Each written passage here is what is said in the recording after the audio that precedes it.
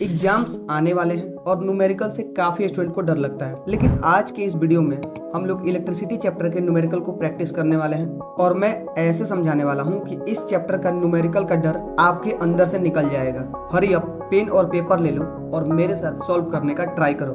Now let's start the video. So first question is saying कि एक wire में 0.5 ampere का करंट फ्लो कर रहा है, ठीक है, और ये वायर कनेक्टेड है 5 वोल्ट के पोटेंशियल डिफरेंस से। 5 वोल्ट के पोटेंशियल डिफरेंस से हमको इसका रेजिस्टेंस निकालना है, ठीक है। तो गिवन हमको करंट दिया हुआ है 0.5 एम्पियर, वोल्टेज दिया 5 वोल्ट और रेजिस्टेंस निकालना है। अब हमने ओम्स लॉ पढ़ा है, so according to Ohm's law V is equal to I R, ये हमको पता है। V is equal to I R, voltage है 5 वोल्ट, करंट पास हो रहा है 0.5 एम्पियर और हमको यहां से रेजिस्टेंस निकालना है। तो resistance will be 5 divide by 0.5 which means 10 ohms, which means 10 ohm and that's our final answer कि जो रेजिस्टेंस होगा वो 10 ओम का होगा। तो पहला क्वेश्चन क्लियर है, ठीक है। अब आगे बढ़ते हैं। तो the next question is saying how much work is done in moving a charge of 2 coulomb across 2 points having a potential difference 12 volt। Means एक चार्ज को, ठीक है, एक पॉइंट से दूसरे पॉइंट तक मूव करवाया गया है, ए से बी तक मूव करवाया गया है, ठीक है। चार्ज है 2 कूलम का, इसको मूव करवाने में पोटेंशियल डिफरेंस लगा 12 वोल्ट का।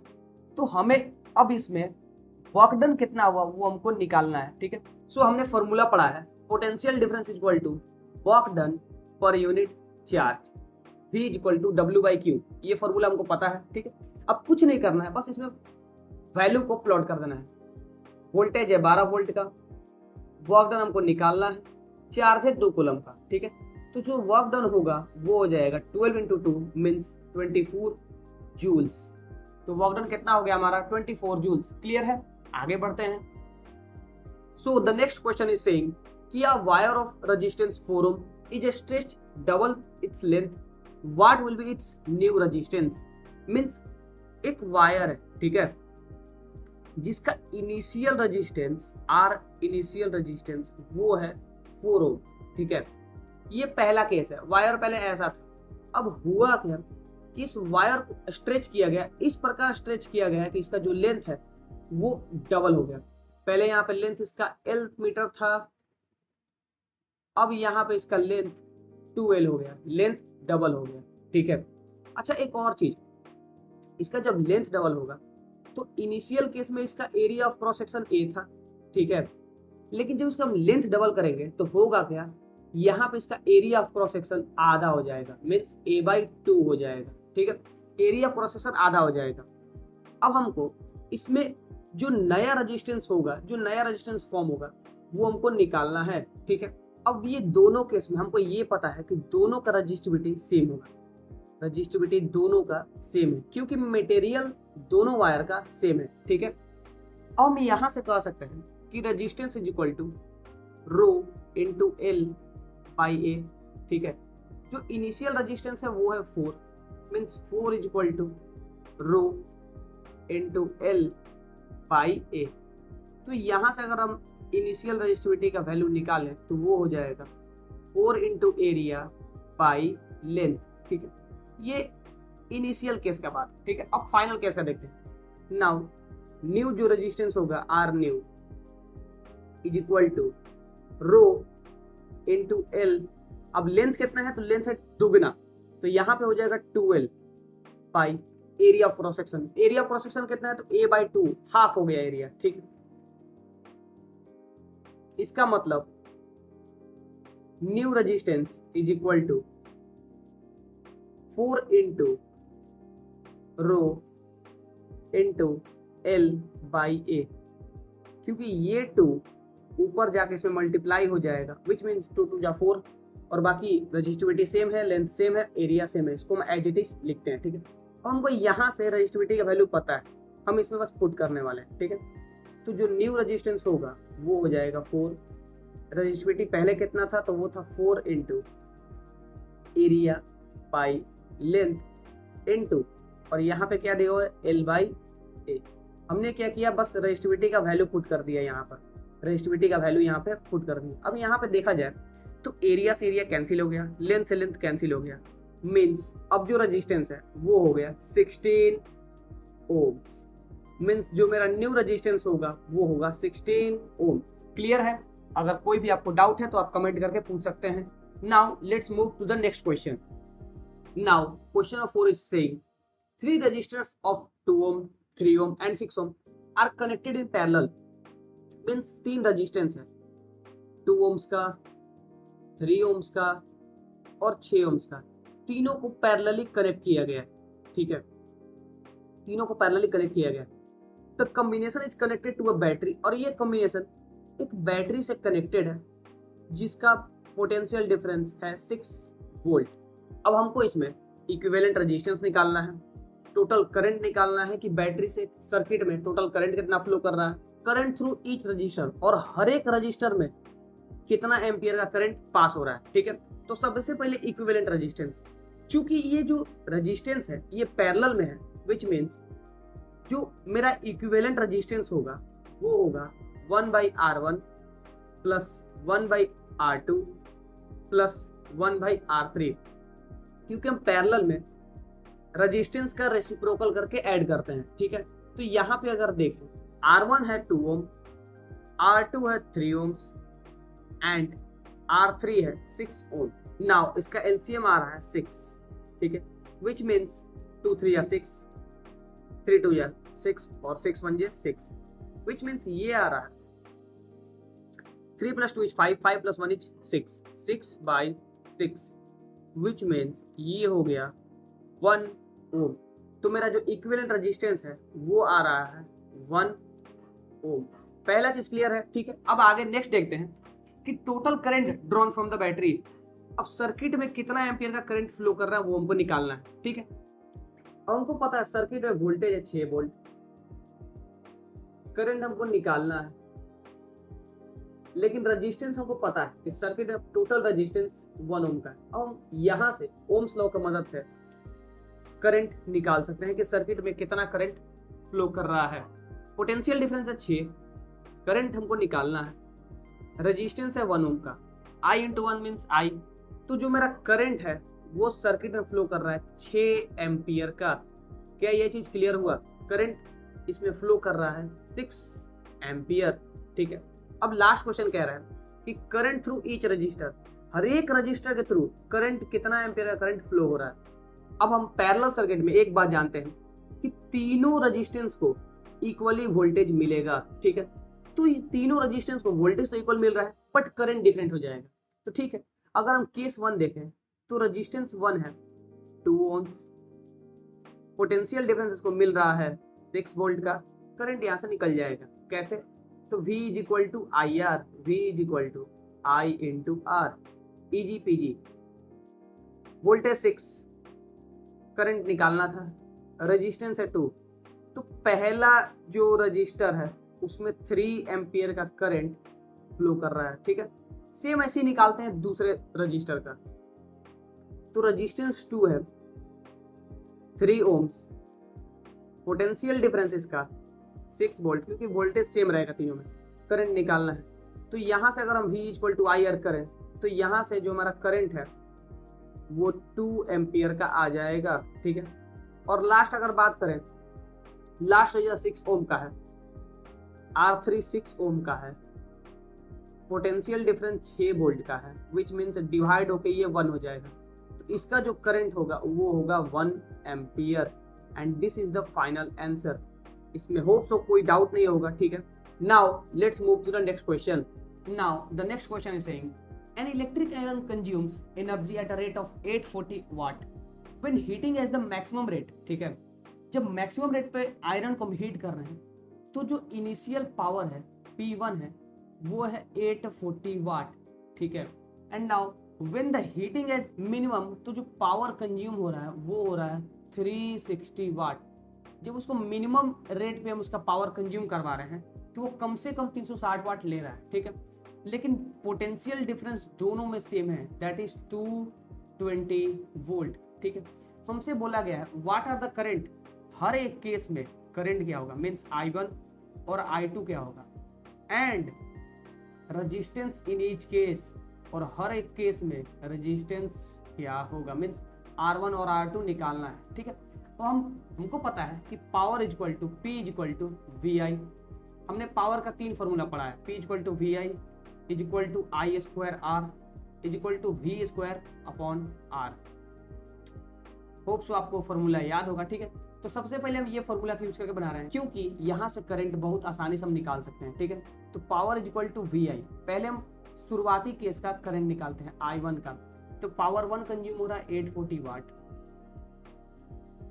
वोल्टेज है 220 वोल्ट, और I1 हमको निकालना है।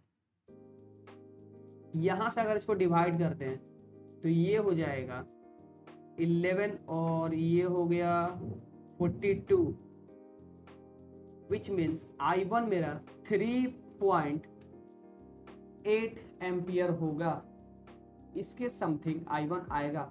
तो I1 3.8 एम्पियर। नाउ अब हम दूसरा करंट निकालते हैं, तो power 2 is equal to, voltage same है I2। ठीक है, पावर 2 है 360 वाट,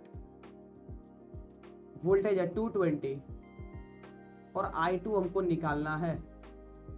यहां से अगर देखें तो 11 और ये हो गया 18, सो जो मेरा I2 होगा वो 1.6 एम्पियर होगा। इसी के अराउंड इसका आंसर आ जाएगा। तो जो करंट, पहला केस में करंट 3.8 एम्पियर है, दूसरा केस में करंट 1.6 एम्पियर है। नाउ हमको रेजिस्टेंस निकालना है, तो हम रेजिस्टेंस इस फॉर्मूला से यूज करके निकाल सकते हैं, रेजिस्टेंस इस फॉर्मूला का भी यूज करके निकाल सकते हैं। तो लेट सपोज हम यूज करने वाले हैं P equal to V square by R। ठीक है, हमने करंट हर एक केस का निकाल चुका है। नाउ अब हम निकालने वाले हैं resistance P equal to V square by R। ठीक है, पावर इस केस में है 840 वाट मैक्सिमम पे, वोल्टेज का स्क्वायर मीन्स 220 इंटू 220 और डिवाइड बाय रेजिस्टेंस। हम क्या करने वाले, रेजिस्टेंस को बस इधर शिफ्ट कर रहे हैं।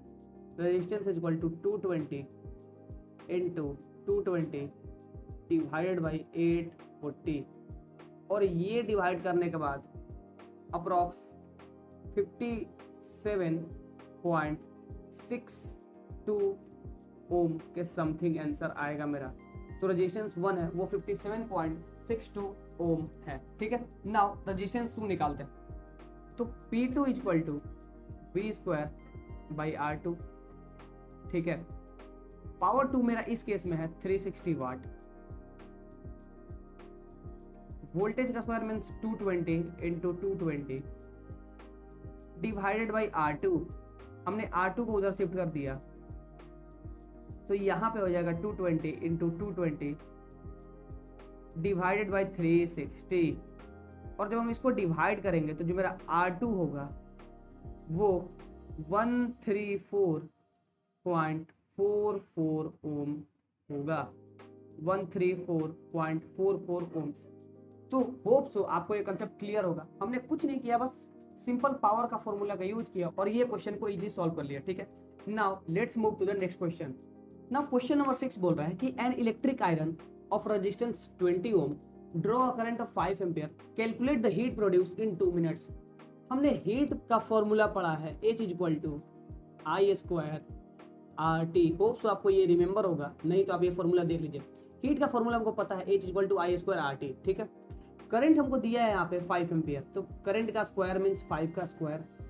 रेजिस्टेंस हमको पता है 20 ओम है, और टाइम दिया है 2 मिनट्स, जबकि हमको टाइम को करना पड़ेगा SI यूनिट में, मीन्स सेकेंड में। तो अगर हम 2 मिनट्स को सेकेंड में कन्वर्ट करें तो वो हो जाएगा 120। तो जो मेरा हीट डेवलप होगा वो अराउंड 5 5 25 इंटू 2 50 एंड 12 25 60 मीन्स 60,000 जूल्स। तो जो मेरा हीट प्रोड्यूस होगा वो होगा 60,000 जूल्स। ठीक है, क्लियर है। Now let's move to the next question. Now question number 8 is saying कि an electric bulb is rated 60 watt, means जो बल्ब का पावर है वो 60 वाट कंज्यूम हो रहा है at the voltage of 220 volt. Means अगर हम बल्ब को 220 वोल्ट से कनेक्ट कर दे तो वो 60 वाट का पावर कंज्यूम करेगा। ठीक है, फाइंड द करंट ड्रॉन, हमको इसमें करंट निकालना है और रेजिस्टेंस ऑफ द फिलामेंट, के फिलामेंट का रेजिस्टेंस कितना है। अब हमको पावर का फॉर्मूला तो पता है, P = VI। ठीक है, हम यहाँ से इजीली करंट निकाल सकते हैं। पावर है 60 वाट, वोल्टेज है 220 इंटू करंट, यहाँ पे इक्वल करना होगा। ठीक है, 220 यहाँ से कैंसिल किया, 6/22 मीन्स जो करंट होगा वो 0.273 एम्पियर हो रहा है। तो जो करंट होगा वो 0.273 एम्पियर है ना। हमको रेजिस्टेंस निकालना है, तो हमको पता है P = V²/R। ठीक है, पावर हमको पता है 60 वाट, वोल्टेज पता है जो कि है 220 इंटू 220 क्योंकि स्क्वायर है, डिवाइड बाय रेजिस्टेंस। हम यहाँ पे कुछ नहीं कर रहे हैं, बस रेजिस्टेंस को इधर शिफ्ट कर रहे हैं। तो ये हो जाएगा 220 into 220 divided by 60, which means इस बार जो रेजिस्टेंस होगा मेरा वो 2 3 जा और ये 11 मीन्स रेजिस्टेंस जो है वो अराउंड 806.67 ओम्स होगा। ठीक है, होप सो आपको ये क्वेश्चन भी क्लियर होगा। Now let's move to the next question. अब अगले क्वेश्चन में बोल रहे हैं कि एक रेफ्रिजरेटर है जो पावर कंज्यूम करता है 400 वाट। ठीक है, जो 400 वाट का पावर कंज्यूम कर रहा है और इसको डेली 6 घंटों के लिए यूज किया जाता है, डेली 6 आवर्स के लिए इसको हम यूज करते हैं। ठीक है, अब हमको इसमें टोटल कितना एनर्जी कंज्यूम हुआ, कितना दिन में, 30 डे में, इन 30 डे, मतलब अगर इसको हम 30 दिन तक अगर हम यूज करें तो इसमें टोटल कितना एनर्जी कंज्यूम होगा। ठीक है, अब हमको पता है कि अगर एनर्जी कंजम्पशन निकालना है तो वो हम निकालते हैं किलो वाट आवर में, मीन्स वाट को कन्वर्ट करना होगा किलो वाट में। तो यहाँ पे अगर इसको कन्वर्ट करें तो ये हो जाएगा 400 डिवाइडेड बाई 1000 किलो वाट। हमने इसको वाट से किलो वाट में कन्वर्ट कर दिया। अगर इसको हम डिवाइड कर दें तो 0000 कैंसिल हो गया, मीन्स 4/10 किलो वाट। ठीक है, टाइम लग रहा है टोटल 6 घंटे का और 30 दिन तक इसको यूज किया गया है। ठीक है, हमको पता है एनर्जी कंजम्पशन निकालना है तो E = P into T, E = power into time, कितना टाइम के लिए यूज किया गया है। तो पावर है 4/10, अब कितना ड्यूरेशन का यूज किया गया है, तो पहले 6 घंटा और कितने दिन तक, तो 30 दिन तक। क्लियर है। ठीक है, तो ये हो जाएगा 3, विच मीन्स 6 3 जा 18 और 4, इसका मतलब जो एनर्जी कंजम्पशन होगा वो 72 किलो वाट आवर होगा। क्या क्लियर है। ठीक है, now let's move to the next question. ना क्वेश्चन नंबर 10 में पूछा जा रहा है which uses more energy, a 250 watt TV set in 1 hour या 1200 watt toaster in 10 minute. Means 2 case लिया गया है, एक टीवी है। ठीक है, एक टीवी है और एक टोस्टर है। टीवी पावर कंज्यूम करता है 250 वाट इन 1 आवर और जो टोस्टर है वो पावर कंज्यूम करता है 1200 वाट इन, टाइम लगा इसको 10 मिनट्स। तो सबसे पहले इसको हम आवर में कन्वर्ट कर ले रहे हैं, एसआई यूनिट में कन्वर्ट करना इंपॉर्टेंट है। ठीक है, तो ये हो जाएगा 10/60 विच मीन्स 1/6 आवर। ठीक है, हमको पता है अगर हम इसमें एनर्जी निकालना चाहें E1 तो वो हो जाएगा पावर इंटू टाइम। ठीक है, E = P into T, power कितना यूज हुआ तो 250, टाइम कितना लगा तो 1, तो इस केस में एनर्जी मेरा आएगा 250 वाट आवर। हमने इसको किलोवाट में भी कन्वर्ट नहीं किया है, वाटे में हम इसको लेके चल रहे हैं। ठीक है, अगर इसका एनर्जी निकालना चाहें E2, ये हो जाएगा 1200 into 1/6 which means 200 watt hour. अब हम यहाँ पे क्लियरली देख सकते हैं कि किस में ज़्यादा एनर्जी कंज्यूम हुआ है, मीन्स टीवी में। इस केस में टीवी में मोर एनर्जी कंज्यूम हो रहा है जो कि है 250 वाट आवर। अगर आपको ये वीडियो पसंद आया है तो लाइक कर दो इस वीडियो को, और अगर कोई डाउट है तो आप कमेंट करके पूछ सकते हैं। अगर आपका इस चैप्टर का थ्योरी क्लियर नहीं है आप यहाँ पर क्लिक करके रिवाइज कर सकते हैं। Thanks for watching. check. Give it a microphone, I make the microphone dead. Don't step to me, newbie, I can truly be moody.